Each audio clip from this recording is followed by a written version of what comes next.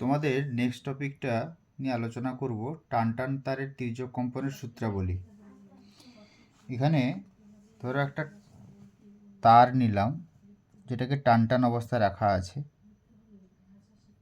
এবার এই তারের কি কি সূত্র তৈরি হয় সেগুলো আমরা তৈরি করব।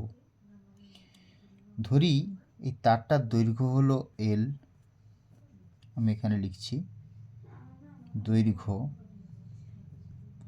সমান এল। তারের ভর আমরা ধরে নিচ্ছি তারের ভর ক্যাপিটাল এম। তারের ব্যাসার্ধ আমরা ধরছি আর, আর তারের টান ধরলাম আমি টি, টেনশন টি, এবং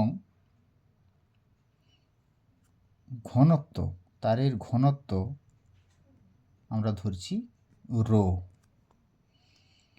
তাহলে তোমরা বলো দেখি যে তারটির প্রস্থচ্ছেদের ক্ষেত্রফল কত হবে? না, প্রস্থচ্ছেদের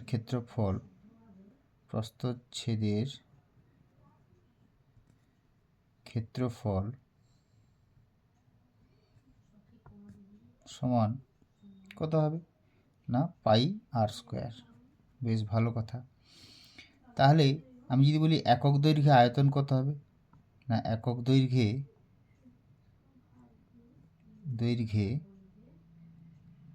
আয়তন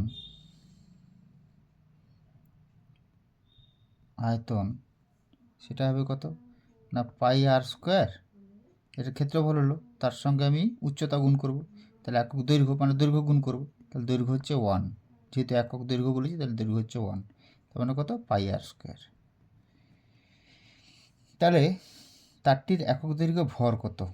তারটির একক দৈর্ঘ্যে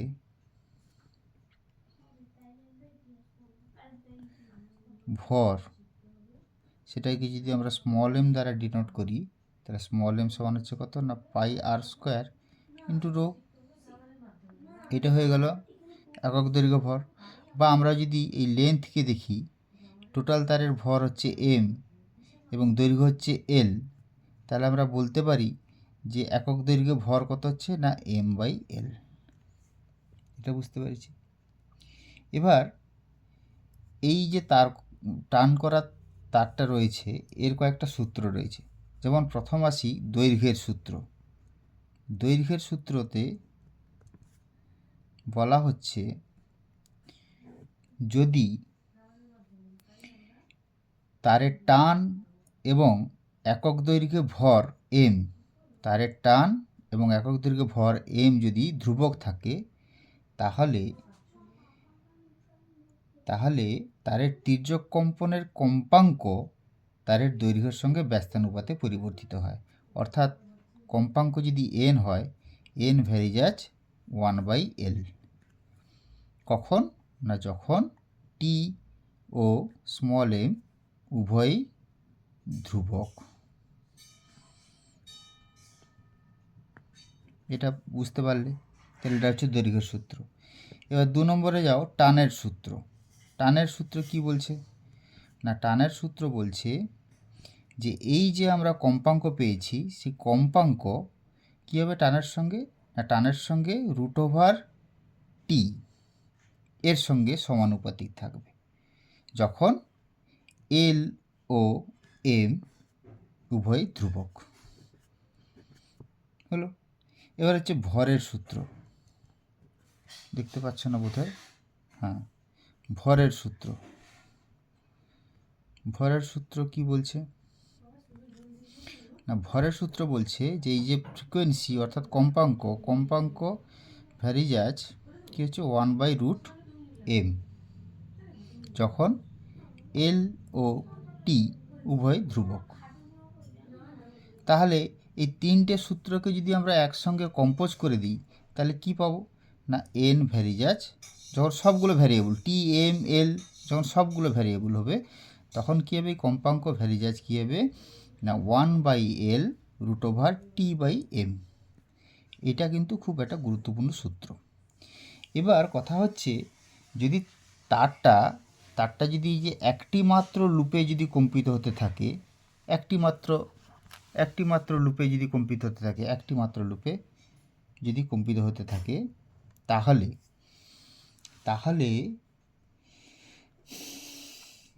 যে মূল সুর নিঃসৃত হবে এই তার থেকে, সেটা এই যে আমরা ভ্যারিজাসটা তুললে যে কনস্ট্যান্টটা পাবো, সেক্ষেত্রে পাবো হাফ। এটা আমরা আজকে টিউশনে আমরা আলোচনা করেছিলাম। তাহলে সেক্ষেত্রে প্রথম যে মূল সুরের কম্পাঙ্ক যদি আমরা n1 ধরি, তাহলে n1 সমান হয়ে যাবে 1/2l, যেহেতু হাফ হচ্ছে তোমার কনস্ট্যান্ট, তাহলে 1/2l √T/m। খুব গুরুত্বপূর্ণ একটা সমীকরণ, যেটা তোমরা কিন্তু মনে রাখবে।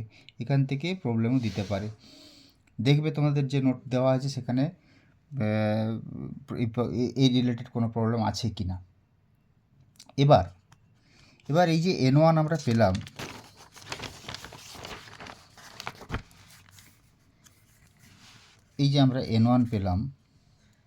n1 সমান 1/2l √T/m। এই এমটাকে আমরা কি লিখতে পারি না, এমটাকে আমরা দেখো একটু আগে আমরা লিখেছিলাম এম সমান πr²ρ, এটা আমরা লিখেছিলাম। তাহলে আমরা n1 সমান লিখতে পারি 1/2l √T/πr²ρ, এটা লিখতে পারি।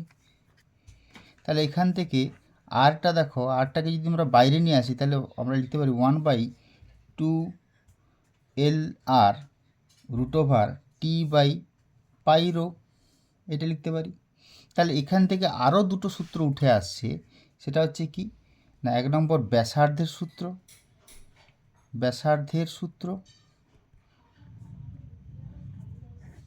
সূত্রটা কি না, ব্যাসার্ধ দেখো এই যে মূল সুর রয়েছে, মূল সুরের যে কম্পাঙ্ক তার সঙ্গে ব্যাসার্ধ কীভাবে না ব্যস্তানুপাতিক সম্পর্কে রয়েছে। যখন এল, টি, রো এগুলো ধ্রুবক থাকবে তখন, অর্থাৎ এল, টি, রো এগুলো যখন ধ্রুবক থাকবে, তখন মূল সুরের কম্পাঙ্ক কী হবে না 1/l এর সঙ্গে সমানুপাতিক বা আর এর সঙ্গে ব্যস্তানুপাতিক আমরা বলতে পারি। 2 নম্বর সূত্র একটা আসবে, যেটা হচ্ছে কি ঘনত্বের সূত্র। ঘনত্বের সূত্র কি না, ওই সূত্র থেকে দেখো, এইখান থেকে দেখো, এই যে n1